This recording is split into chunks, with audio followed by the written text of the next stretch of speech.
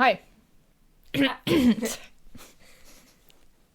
Hi, my name is Louise. And hi, I'm Emma. And you're listening to Murder or Myth. The true crime podcast where not everything is true. So funny. It's not at all funny. It's very serious, Louise. Okay. Hi, my name is Louise. And hi, I'm Emma. And you're listening to Murder or Myth. The true crime podcast where not everything is true. The aim of the game is to find out whether the story is actually a murder or if it's just a myth. Now, let's get started. So in this week's episode, we have some exciting news to announce. So we have got our podcast on Spotify.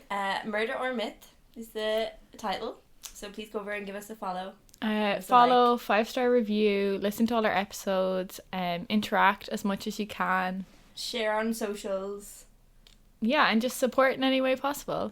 Thank you, guys. Thanks to our fans. So in this week's episode, I'm going to be telling Emma the story of serial killer Leopoldine Kasparek. She was known as the Strangler of Vienna. Her victims were primarily wealthy elderly women, as she claimed money was her motive, and stole from and murdered those who would only be spending it on luxuries otherwise. Okay.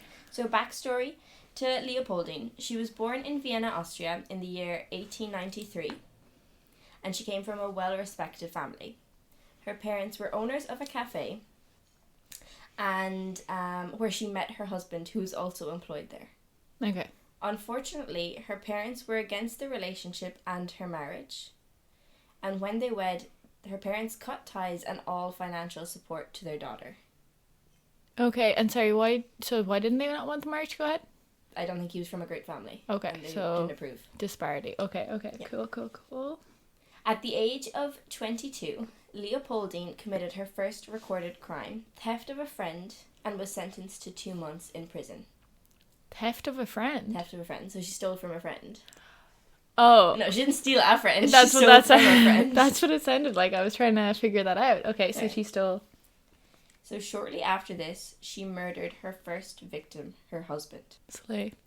On October 17th, 1915, slay literally, yeah.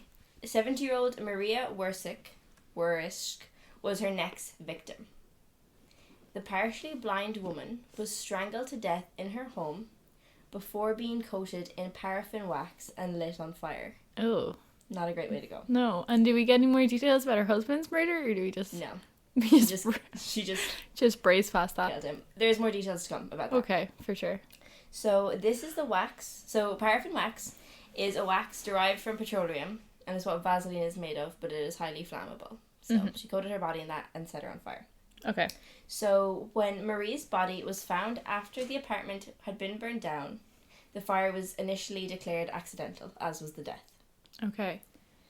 That's interesting, though. So, however, after finding ligature marks of something tied around the woman's neck, the case was reopened as a homicide. Okay, so her whole body was probably like burnt to a crisp and they thought it was like accidental. Like, I don't know if something's really highly flammable, would it not be like extreme? Burn away the marks.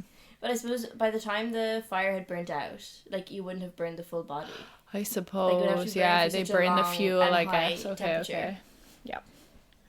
Got it. So, Leopoldine's method was to befriend these elderly women who were vulnerable and on their own, gain admittance into their houses before attacking them either into unconsciousness or murdering them, and then ransack their houses and steal their belongings. Okay.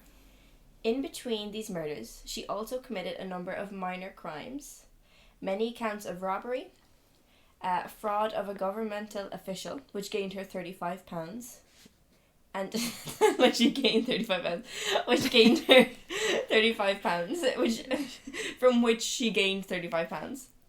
She got 35 currency pounds. She got currency pounds, and a number of extortions. That seems like ridiculous. Why did she want something like £35 only? No, that's just what she gained. £35 was a lot in like the 1800s. I suppose. Where was this set? In Vienna. Oh, okay. Hence the Strangler of Vienna. And did they do pounds in Vienna? They did. Cool. So got it. So on the 21st of August 1916, Leopoldine murdered 80-year-old Zélie Hostel, again by strangulation, in her home. Only 19 days later, on the 10th of September, she strangled another victim, 72-year-old Stephanie von Mack, to death. Stephanie was her final victim. Leopoldine had managed to escape any connections to these deaths for months, until she was eventually caught in the act and arrested. Okay. Her trial was held within the Vienna Penal Court, and she was charged with countless attacks, murders, theft, defamation of character, fraud, and arson.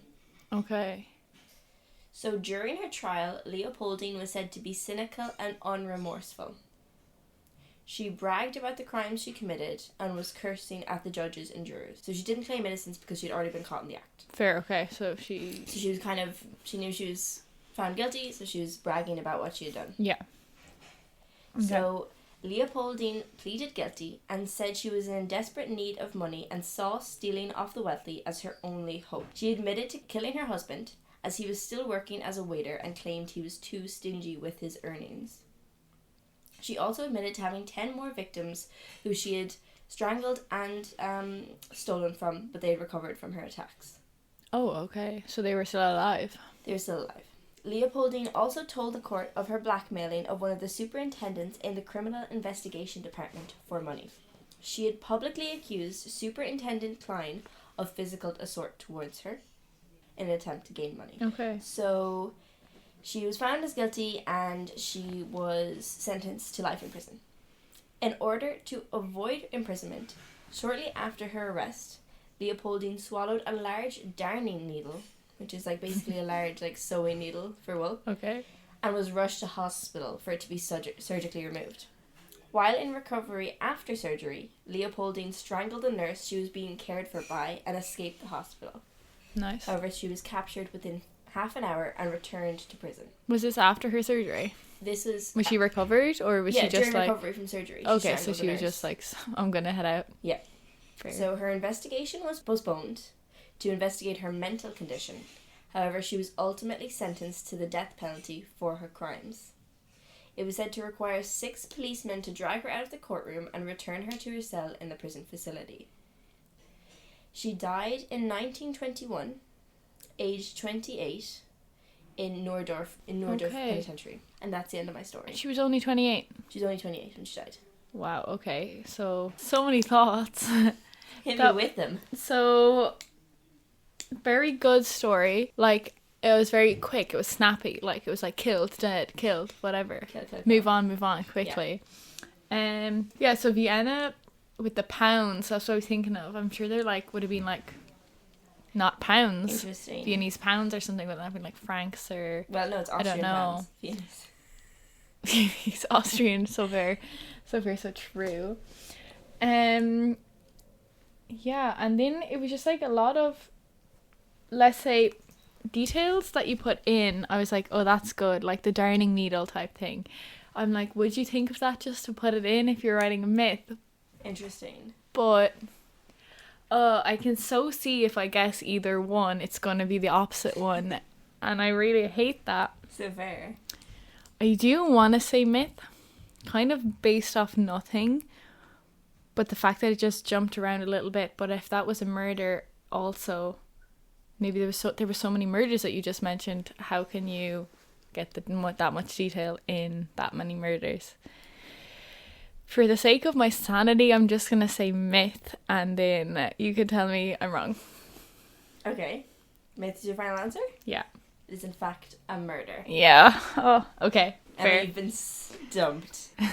Okay, fair. That was good. That was a good story. It was very fast paced.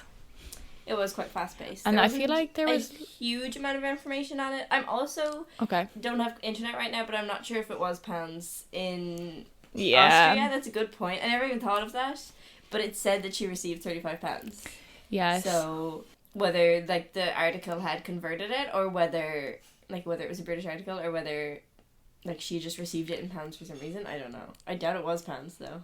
Yeah. So that's where I'm going to struggle to find out if things are murder or myth. Yeah, because so you try and be so accurate and then it's not. And then if it was actually a myth, you could easily say it was a murder. So yeah. Okay, well, no for next time. So but so true. That was good insofar as that was a less detailed one. Yeah. And So it was true. It could have gone either way. Yeah. Because in the ones that we put in so much detail, Sometimes it's, I suppose it's overkill. there's more to... Literally overkill. Literally overkill. There's more to pick up on or get wrong. Yeah, true. So, Slay, very good job. Thank you. Okay. Thanks for listening, everyone. Make sure to like and subscribe. And on this week's episode, Louise's story was in fact a murder, which I guessed wrong. Find us on all streaming platforms, including Spotify now. Join us next week for another thrilling adventure. Remember, it's myth until proven murder. Slay. Slay.